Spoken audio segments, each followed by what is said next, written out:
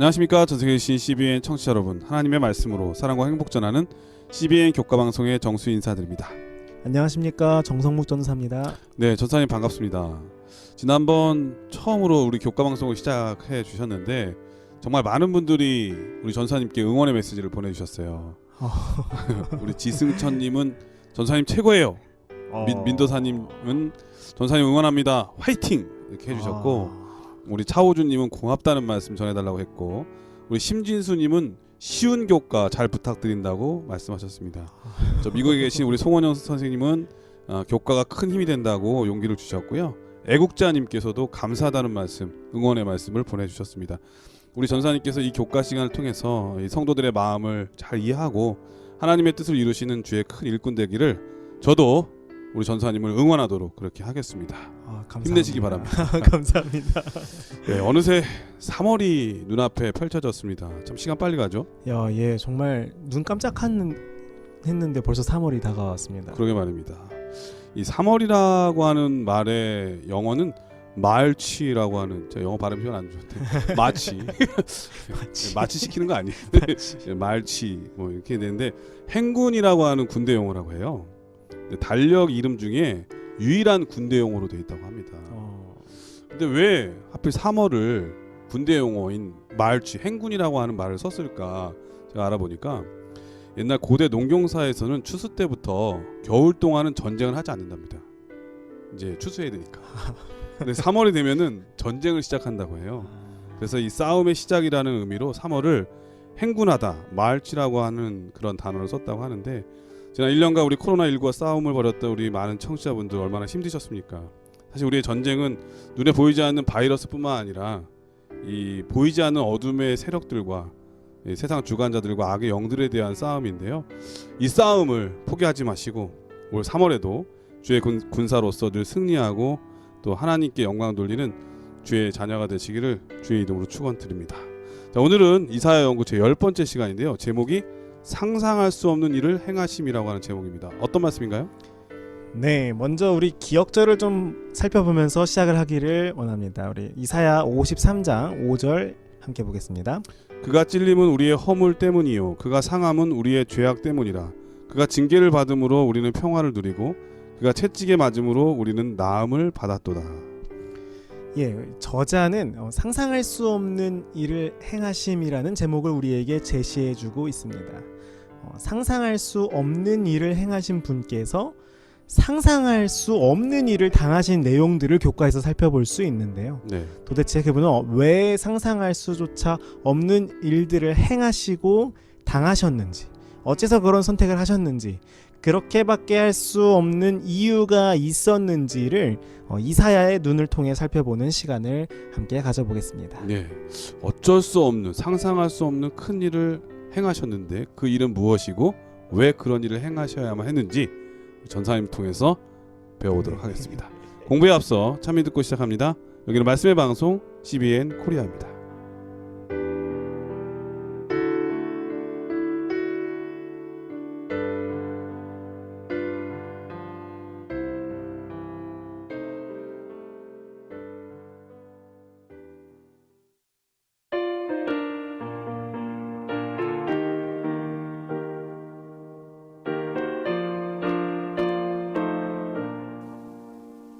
슬픈 마음 있는 사람 예수 이름 믿으면 영원토록 변함없는 깊은 마음 얻겠네. 예수의 이름은 세상 소망 되시고 예수의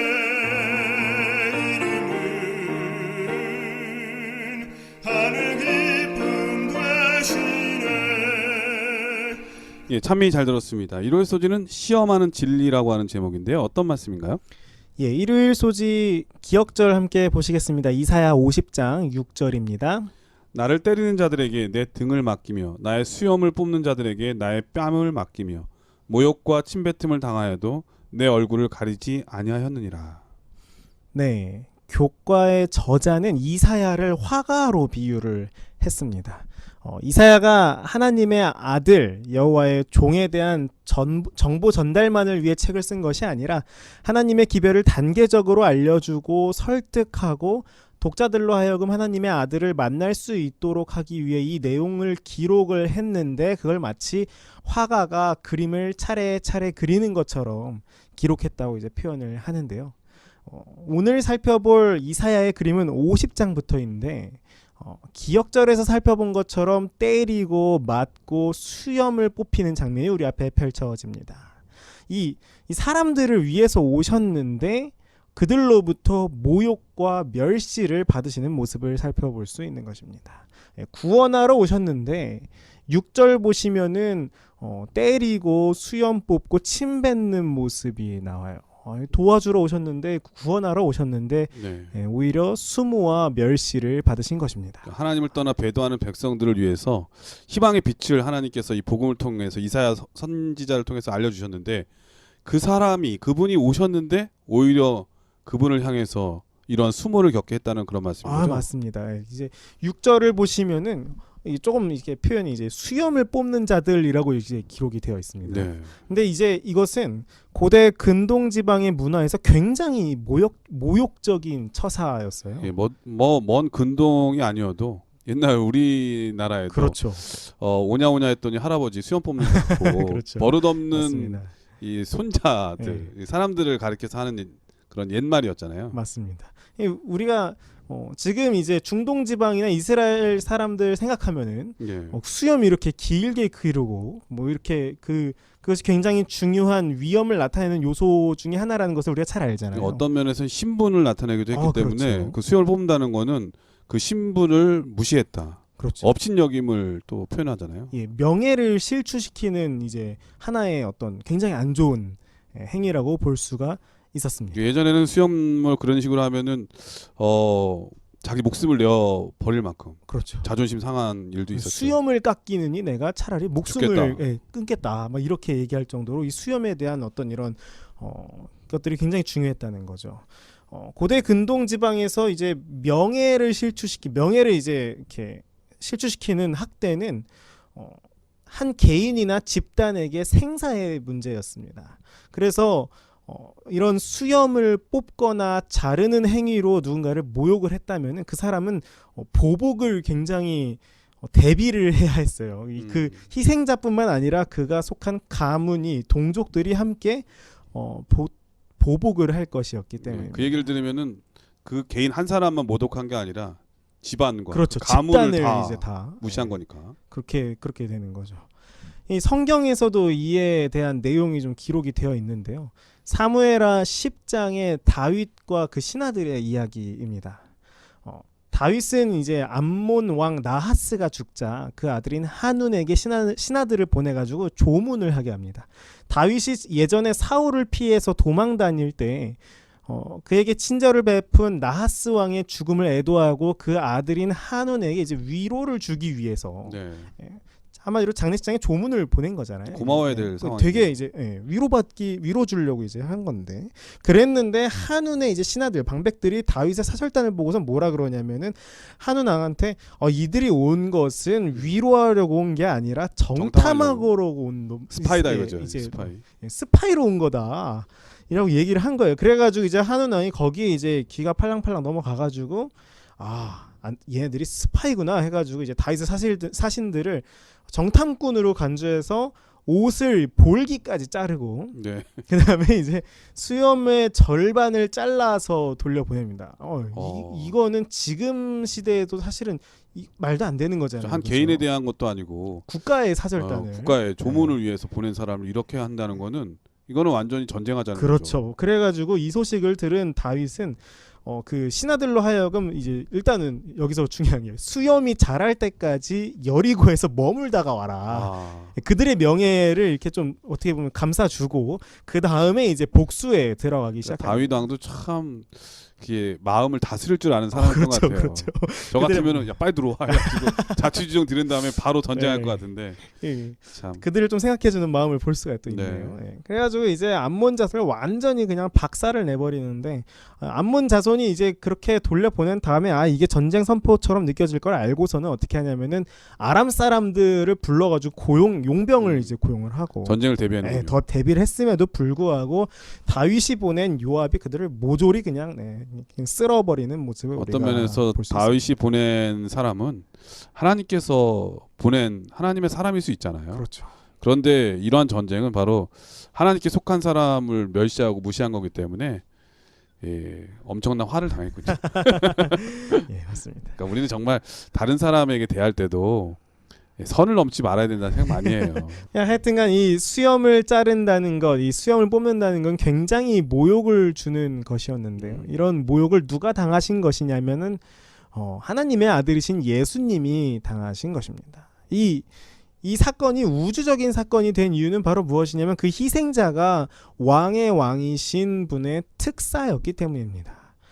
예수님께서는 위로하기 위해서 그리고 구원하시기 위해서 이 땅에 오셨는데 네. 오히려 모욕과 고난을 당하셨다라는 거죠.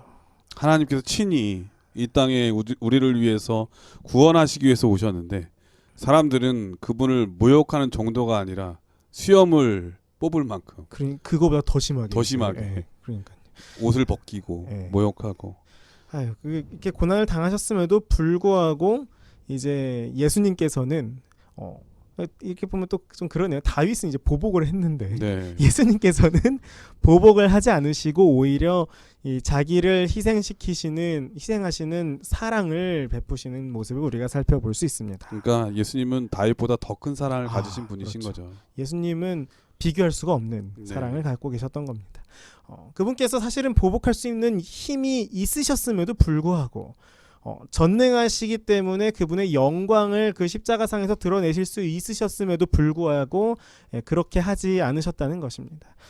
그러자 이제 오히려 사람들이 그걸 못 알아보고선 지금 십자가에서 내려올지어다 그리하면 우리가 믿겠노라라고 마태복음 27장 42절 이렇게 막 이야기하고 막 조롱하고 이런 모습들을 우리가 살펴볼 수 있습니다.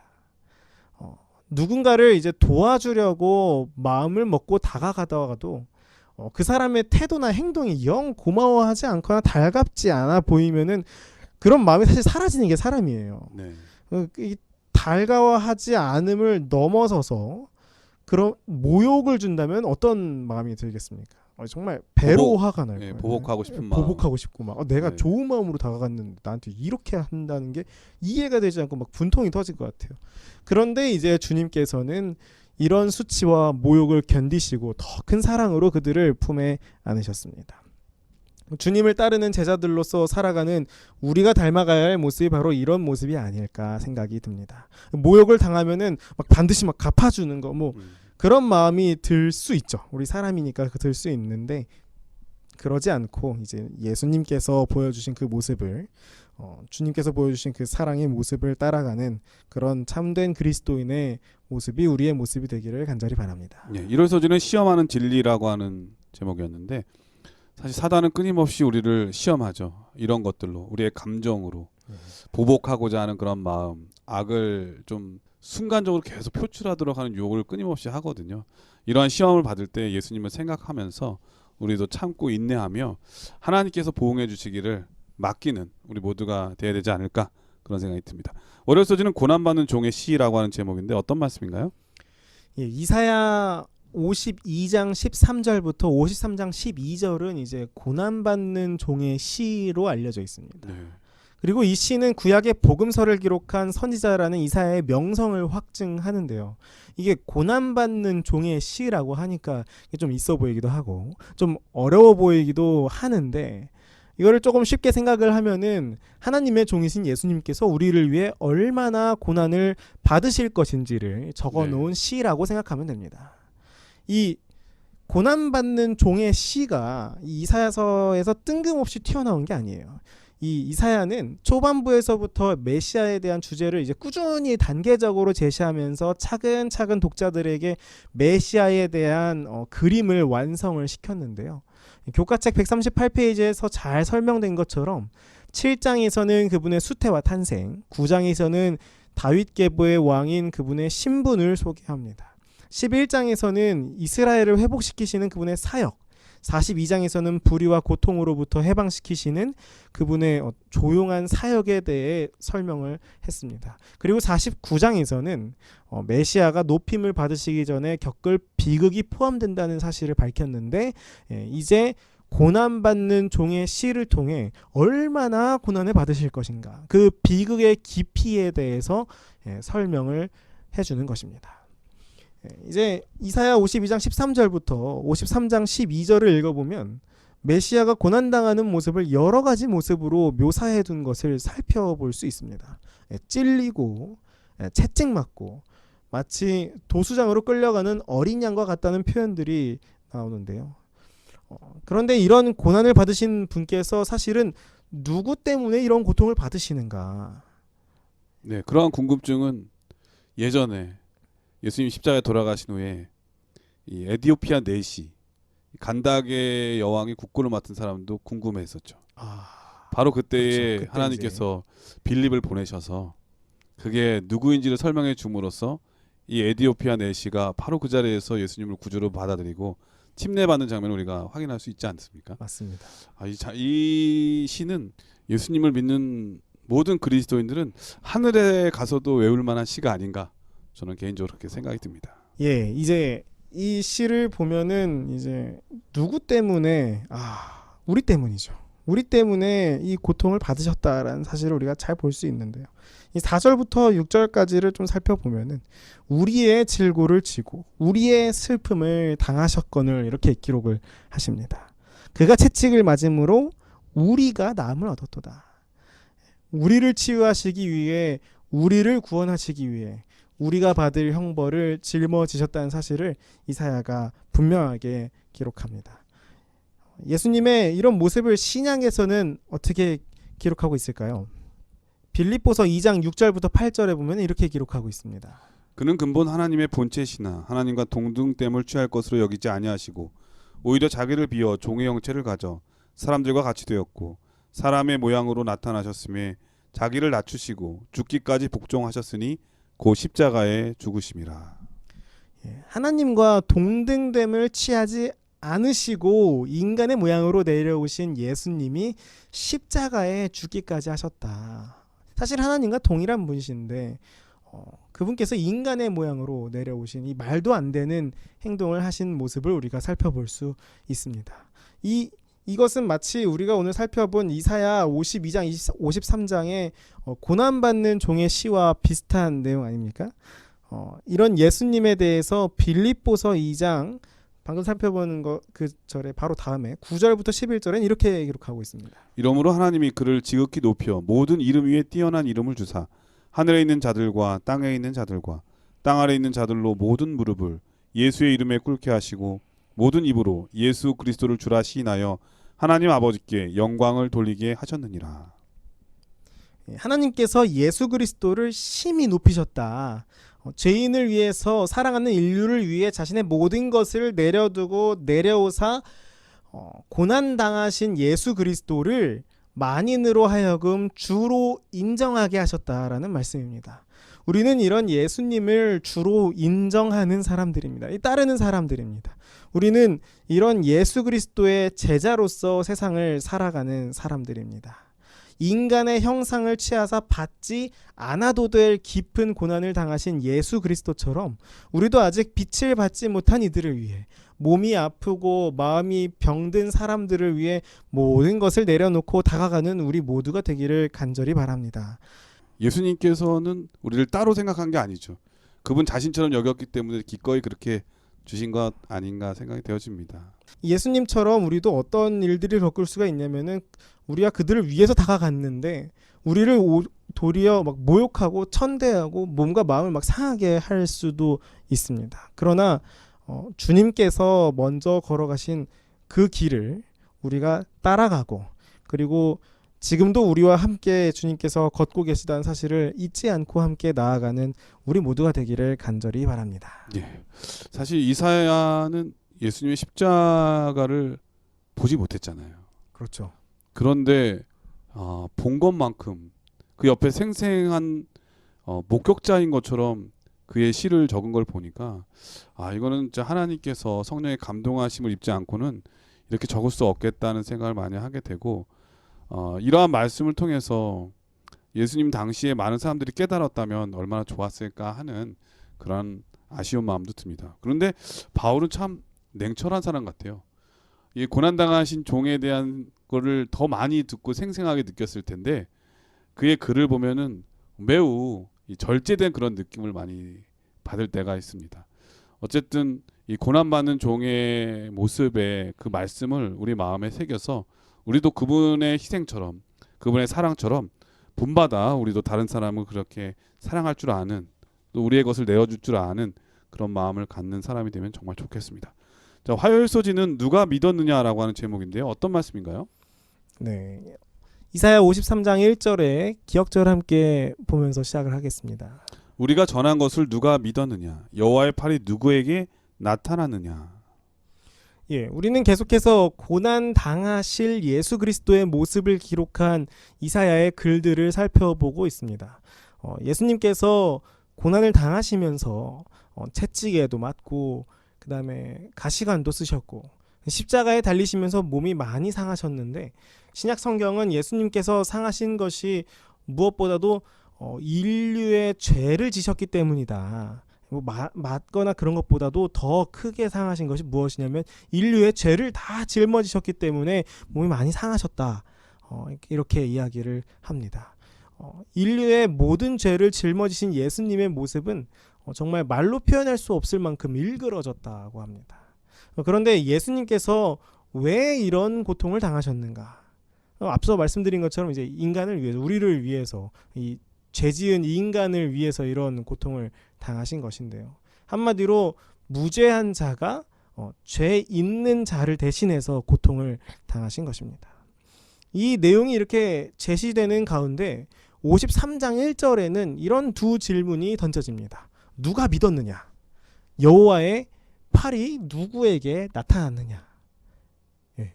이 질문들은 우리에게 이 믿음에 대한 질문을 던집니다. 이 엄청난 일을 믿겠는가? 하나님의 아들이자 만물의 주인이신 예수님께서 우리를 위해 이 땅에 오셔서 고난받으시고 십자가에 달려 돌아가신 사실을 믿겠는가라는 그런 질문을 우리에게 던지고 있는 것입니다. 그런데 이 질문들 가운데는요, 질문뿐만 아니라 호소 또한 포함되어 있습니다.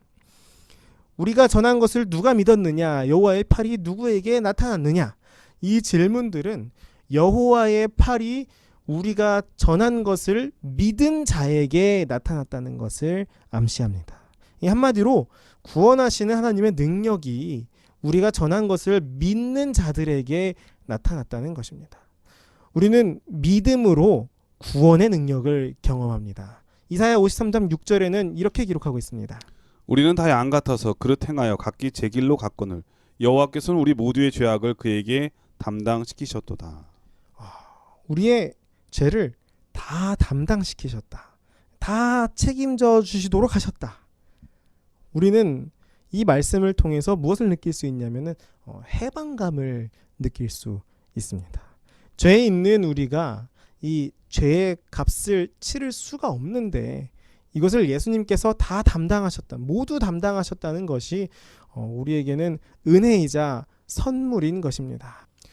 이 은혜와 선물을, 이 구원의 능력을 무엇을 통해 느끼고 얻을 수 있냐면 바로 믿음을 통해서 얻을 수 있습니다. 누가 믿었느냐? 여호와의 팔이 우리에게서 나타나기를 간절히 바랍니다. 구원의 능력이 우리를 통해 세상을 밝히 비추기를 간절히 바랍니다.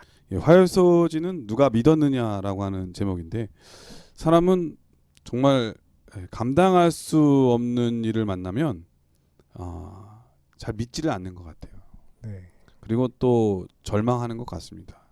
아마 그래서 이 예수님께서 우리를 위해서 아무 죄 없는 분이 돌아가신다고 하고 이런 고난을 받는다고 하니까 사람들이 설마 이런 일이 일어나겠어라고 하면서 믿지 않는 거죠. 그리고 또 그런 일을 목격하고도 누가 나를 위해서 그렇게 해달라고 그랬어요? 이렇게 한다면 그 마음이 얼마나 속상할까 그런 생각이 듭니다. 화요일 소지에 나타난 이 이사야가 고난받는 그런 메시아의 모습을 보면서 그거를 고마워하고 감사하면 참 좋은데 그거에 대해서 또 멸시와 조롱을 보내면서 믿지도 않는 사람들을 볼 때 얼마나 마음이 안타까웠을까 하는 생각이 듭니다. 이런 안타까운 심정이 여전히 우리 예수님께서 있는데요. 이런 마음을 우리가 헤아린다면 우리는 정말 예수님의 마음을 생각해서 더욱더 분발해서 이 복음, 구원의 기별을 전하는 그런 사람이 되어야 되지 않을까 그런 생각이 듭니다. 자, 그럼 여기서 찬미 듣고 계속해서 수요일, 목요일 소지를 공부하도록 하겠습니다. 여기는 말씀의 방송 CBN 코리아입니다.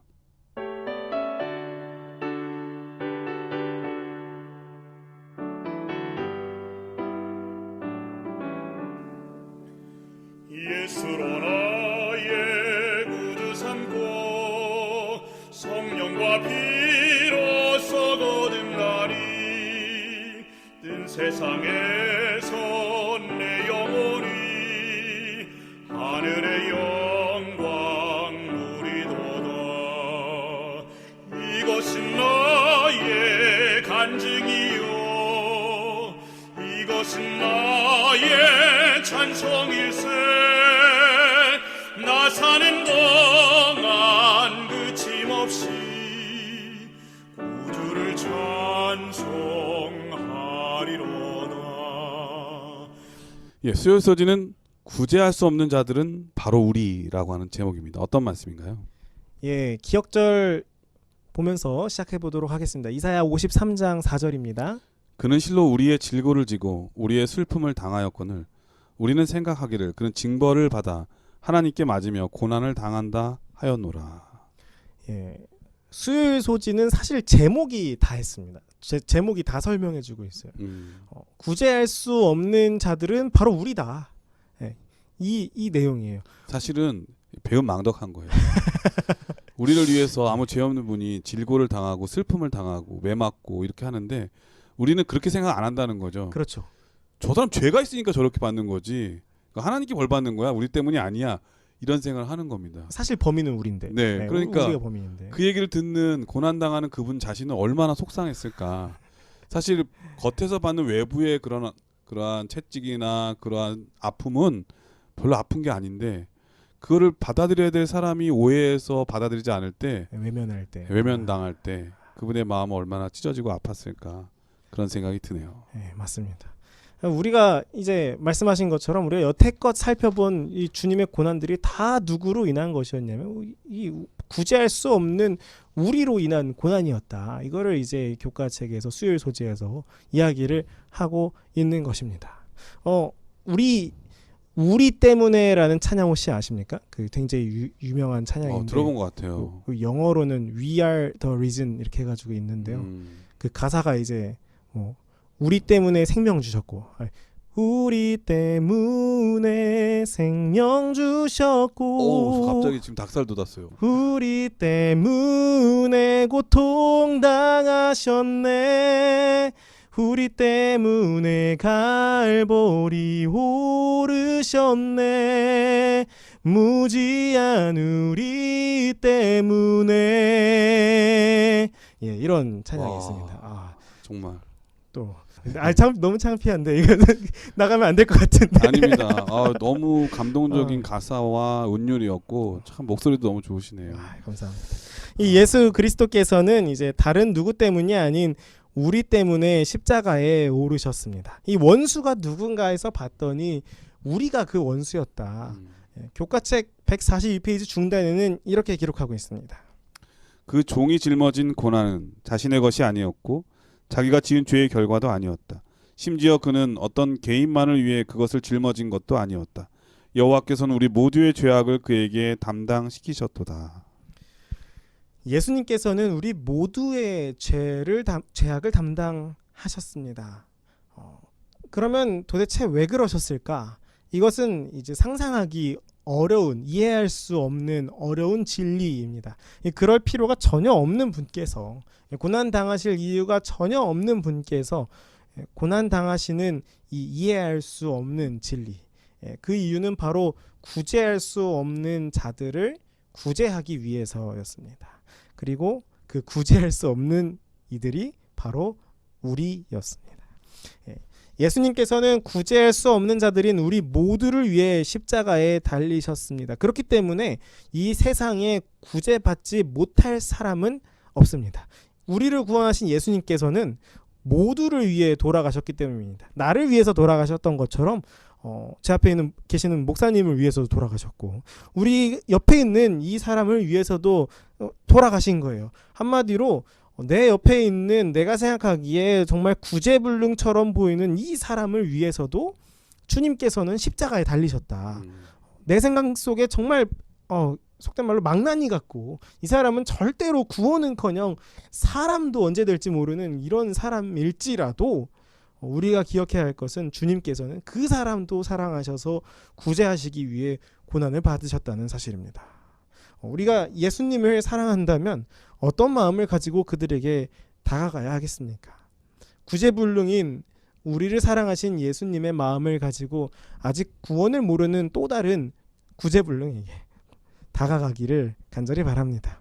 우리 모두 받은 사랑을 다시 전하는 주의 귀한 자녀들이 되기를 간절히 바랍니다. 네, 수요일 서지는 구제할 수 없는 자들은 바로 우리라고 하는 제목인데요. 이런 말이 있잖아요. 한 사람이 얼마나 귀한 영혼인지를 알고 싶다면 십자가를 바라보세요. 라는 말이 있는데 오늘 목사님 말씀 들으면서 한 사람이 나보다 가치 없게 보이는 그 사람이라 할지라도 십자가를 바라본다면 그 영혼 때문에 예수님께서 그 하늘의 보좌를 버리시고 이 땅에 오셔서 온 우주의 통치자가 목숨을 버리신 걸 생각해 본다면 함부로 하거나 무시하거나 그럴 수가 없겠죠. 맞습니다. 요즘에 많은 차별 때문에 고난당하는 그러한 일들 또 일어나는 해프닝들이 많은데 이런 생각을 해보면 나만 잘났다고 나만 존귀하다고 생각할 수가 없고 우리 주변에 있는 모든 것들이 모든 사람들이 다 귀한 존재임을 또 새삼 느끼게 됩니다. 새 중에 가장 모성애가 깊은 새가 뭔지 아세요? 이 펠리컨이라고 하는 새인데요. 입 이렇게 커다란 네네. 친구. 네. 이 새는 정말 먹을 게 없으면 가뭄이 오거나 정말 어려운 시기가 오면은 이 엄마가 자식들에게 자기 가슴살을 떼어서 먹이를 준다고 합니다. 자기 가슴에 있는 자기 살, 거를. 네, 자기 살을 떼어서 그러니까 자기 아픔을 통해서 자식을 키우는 거죠. 근데 그 자식들, 그 자녀들은 새는 부모의 이 큰 사랑을 알까? 조금이라도 이해하고 안다면 그리고 또 감사를 표현한다면 그것이 그 어머니에게는 가장 큰 영광이 되고 기쁨이 되지 않을까 생각이 듭니다. 우리를 위해서 고난당하신 예수님의 이 희생, 이 사랑을 우리가 조금이라도 깨닫고 주변에 있는 다른 사람을 존귀 여기고 그 사랑을 나눠주기 노력한다면 그것이 가장 큰 하나님의 기쁨이 아닐까 그런 생각이 들어서요. 우리도 그러한 사랑을 실천하는 사람이 되어야 되겠다 그런 생각이 들었습니다. 자, 목요일 소지는 우리를 변화시키는 속건제물이라고 하는 제목인데 어떤 말씀인가요? 예, 기역절 이사야 53장 10절 함께 보겠습니다.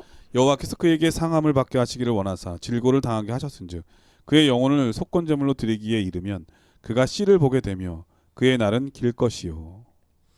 예, 그 종의 이제 생명이 예수님의 생명이 뭐라고 기록이 되어 있냐면 이제 속건제물이라고 이사야는 기록하고 있습니다. 여기에서 나오는 이제 속건제물을 번역한 이 히브리어는 이제 아샴이라는 단어인데요. 네. 이 속건제는 손해를 끼친 사람에게나 하나님께 배상이 요구되는 잘못을 저질렀을 경우에 이제 드려졌다고 합니다. 네. 하나님과 죄인 사이를 화해시키는 제물이 그렇죠. 되는 거죠. 이제 그 인간이 이제 죄를 지었기 때문에 그 죄를 속하기 위해서는 우리의 죄를 속할 제물이 필요한데 우리의 모든 죄를 다 속하기 위한 충분한 제물로 이제 누가 드려진 것이냐면 예수님께서 십자가에 달리신 것이죠. 이사야 53장에서는 계속적으로 예수님께서 우리를 위해 자기를 희생하셨다는 사실을 기록하고 있습니다.